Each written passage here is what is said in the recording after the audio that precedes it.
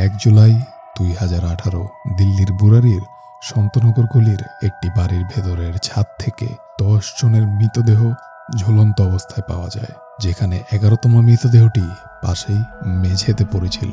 মৃতদের মধ্যে ছিলেন বৃদ্ধা মহিলা, শিশু, পুরুষ এবং যুবতী মেয়েরা। कितने हैं मैंने कितने करे काउंट नहीं किए सर। वो क्या काउंट करेंगे कितने 1 2 3 4 5 6। মৃত ব্যক্তিদের হাত পা বাঁধা ছিল এবং মুখ টেপ দিয়ে বন্ধ করা ছিল। वो डबल डबल नोट क्यों बांध रखा है? आंखें बंद, ये बंद, इससे मिस्ट्री। किसी के हाथ बंधे हैं, किसी के नहीं बंधे हैं। मदर जो वहाँ है 80 इयर्स ओल्ड, वो क्यों सुसाइड कर रही है? वो ऐसे क्यों लेटी हुई है? এই খবরটি প্রকাশ হতেই চাঞ্চল্যের সৃষ্টি হয় এবং লোকজন এই বাড়ির দিকে ছুটতে থাকে।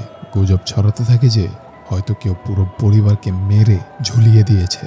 দ্রুতই পুলিশ ঘটনাস্থলে আসে এবং তাদের তদন্ত শুরু করে দেয়। তদন্তে পুলিশ বাড়ি থেকে কিছু ডায়েরি উদ্ধার করে, যার ফলে পুরো মামলাটি আয়নার মতো পরিষ্কার হয়ে যায়। পুলিশি তদন্তে এমন কিছু প্রকাশ পায় যেগুলো বিশ্বাস করা কঠিন হয়ে যায়।